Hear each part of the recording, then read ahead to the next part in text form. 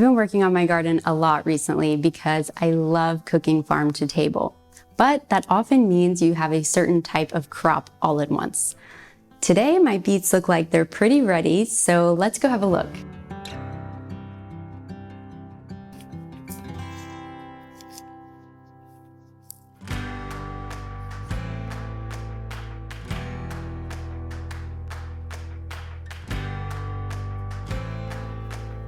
Since I have 4 beets ready, I'm gonna make 2 recipes today. The first will be a funky beetroot black bean veggie burger. It's perfect for your summer barbecue. You can make it ahead of time, put it in the freezer, and pop it in the oven or the frying pan whenever you want that late night dirty snack. And the second will be a beetroot funky hummus that is perfect to put in the refrigerator. You can have it all week on your favorite toast or with vegetables. So let's go ahead and get started.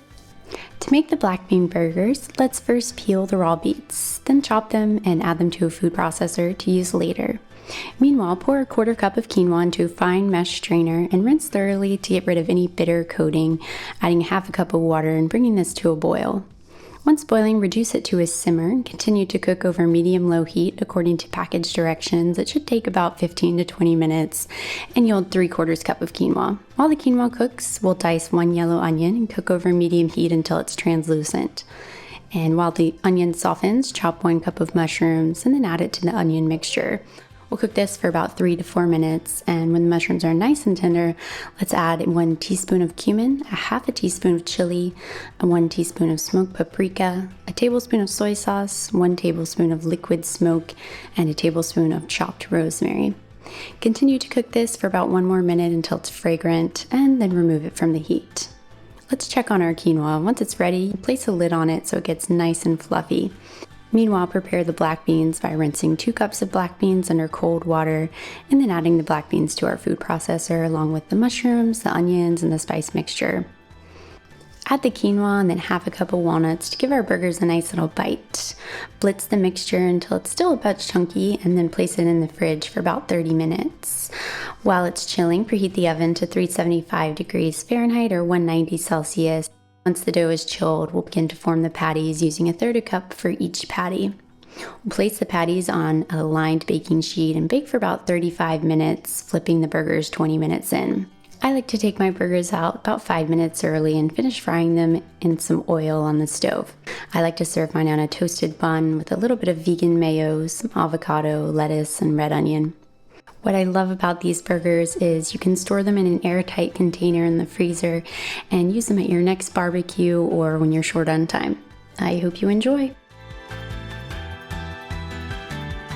The next dish we'll make is a beetroot hummus. We'll start by cooking our beet, and there are multiple ways to do this, but the fastest is by placing a beet in 3 layers of moistened paper towels in a microwave-safe bowl. This takes about 10 to 12 minutes to cook on high heat. While your beet is cooking, drain 1 cup of chickpeas, reserving the aquafaba for later, and give them a nice rinse.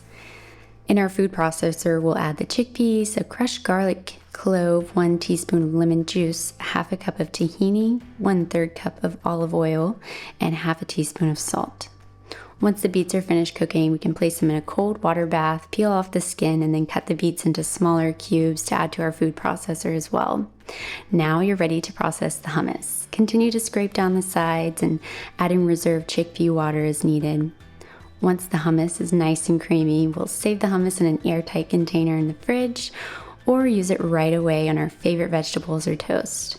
I just love the pop of color this adds to our afternoon snacks.